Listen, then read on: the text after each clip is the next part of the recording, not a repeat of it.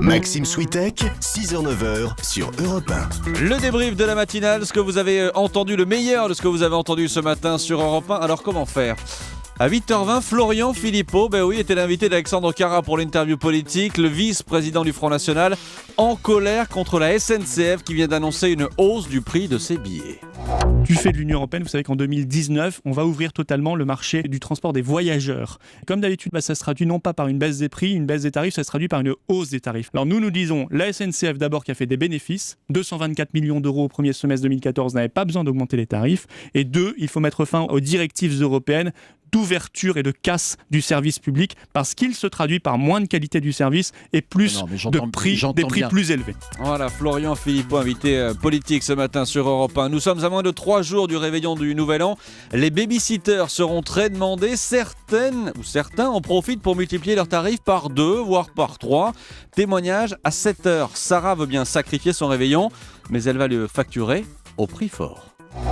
30 € de l'heure, puisque c'est quand même le 31, donc il y a beaucoup de demandes. J'ai un job étudiant à McDo, on est payé à peu près 7 ou 8 € de l'heure, et en une soirée, on se sacrifie, on fait quand même 200 ou 250 €. De toute façon, c'est pas la meilleure soirée de l'année, le 31, tout le monde est bourré, tout le monde vomit.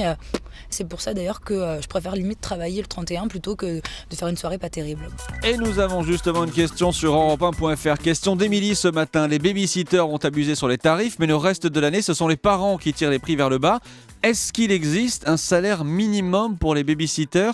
Emmanuel Dutheil, vous êtes le chef du service économie d'Europe 1. Qu'est-ce que vous pouvez répondre à Émilie ? Eh bien, c'est assez simple. Légalement, tout travail déclaré est payé au minimum au SMIC, c'est-à-dire 7,44 € net de l'heure.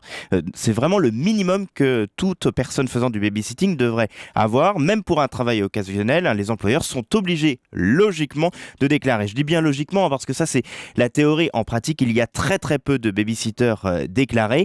Donc, logiquement, quand on n'est pas déclaré, même si c'est pas légal, on doit pouvoir monter un petit peu au-dessus du salaire obligatoire. Donc on va dire que le minimum du minimum serait 7,50 € de l'heure. Et voilà, merci pour ces explications Emmanuel Dutheil. Dans le kiosque de 6h15, Loïc Loury nous a parlé d'un site de rencontre. Un site de rencontre pour vaches, site baptisé, ça ne s'invente pas, trouverlebontaureau.com. Cette nouvelle plateforme fonctionne comme un site de rencontre pour les humains. On regarde les profils qui nous intéressent le plus et puis on passe un petit coup de fil. Il y a même les noms, donc Ezo, il y a Cyrano et puis beau programme, il y a aussi Viril et Eros.